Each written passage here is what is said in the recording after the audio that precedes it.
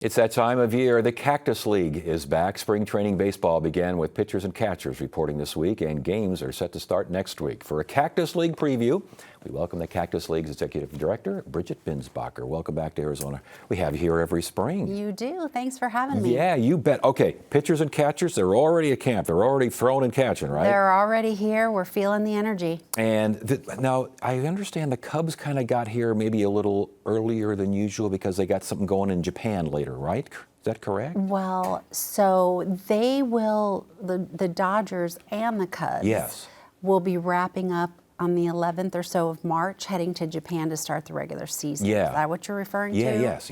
And so, but then the Cubs will be back for 5 games later in the season to finish it out.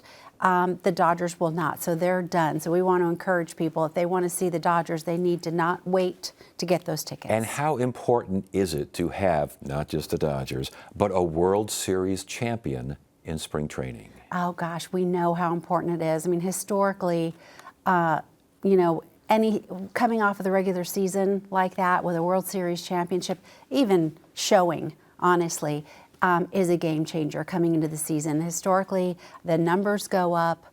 Attendance is definitely impacted by that, not to mention the excitement and the energy coming into the regular season. Yeah. And this one probably more so for a lot of different reasons. Yeah, because they spend millions and billions of dollars on their team. There's that. Do I sound better?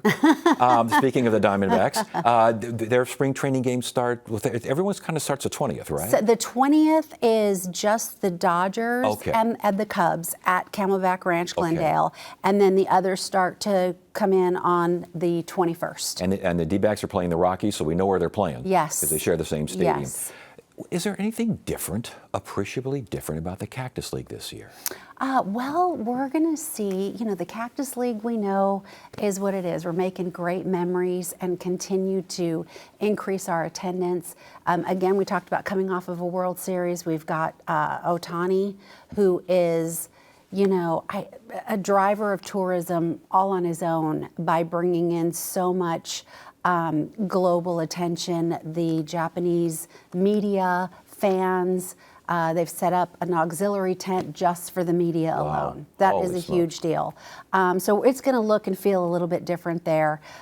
We also have the automated strike zone technology that Major League Baseball has been, experimenting with that in the minor leagues for some time. We had it in some of our facilities during the Fall League, and now 5 of our facilities will be using that technology during spring training. Really? Yes. Oh, boy. So that's pretty exciting. It's very exciting for those of us sitting at home going, how could they miss that call? I mean, are they going to do it for every game, every pitch, or just certain games? I want to say it's going to be, it's only 5 of our facilities. Which ones can you say offhand? Oh, or gosh, let me see. Salt River Fields, Camelback Ranch, Peoria Sports Complex. Okay.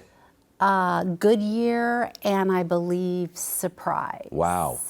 Hopefully I got that right. Yeah, but it's Salt River Fields and Camelback Ranch are the 2 biggies for the Dodgers and the Diamondbacks and all. Yes. So they're going to have that. They're going to have that technology, and I think that's going to just pique a lot of interest with our fans. And spring training is baseball like nowhere else. You get up close and personal, and so the fans will be able to get a close-up preview of this technology and how it works before it hits, the regular season. Oh, that'll be fascinating. Yes. You mentioned Ohtani and the global interest in him. The typical Cactus League visitor from out of town, who are they? Oh gosh, they're coming from all over the country. A lot of folks from the Midwest, Northwest. We have, on average, last year, for example, 1.6 million fans coming through our gates.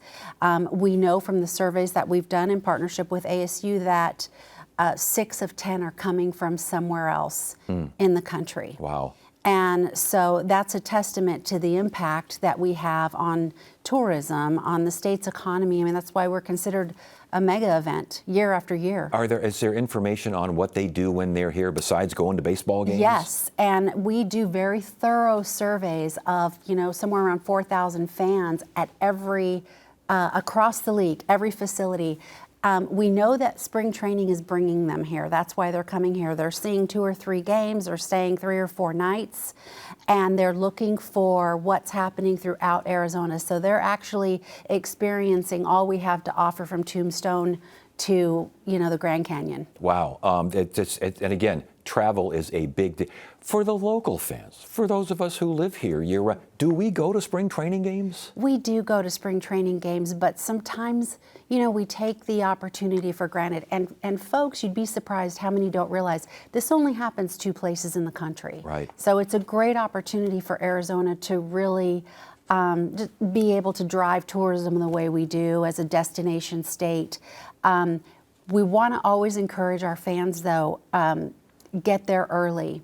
That's when the best ticket pricing options are available. Seating is available before all of the tourists, start to flood our state and our stadiums. Yeah. Real quickly before you go, obviously the Valley is a focus here. Well, are other cities even being considered now, or is this pretty much set in stone? Oh gosh, nothing's set in stone. There's all kinds of rumors, and we can't really speculate. Right. But so much would have to happen. But there's always rumors about expansion, and we have a great system right now with 15 teams in Florida, 15 teams in Arizona. All right. I think they're happy with that. Okay, as long as they're happy, we're happy. Bridget Vinsbacher, again, Arizona Cactus League Executive Director. Good to see you. You too. Thanks. Thank you.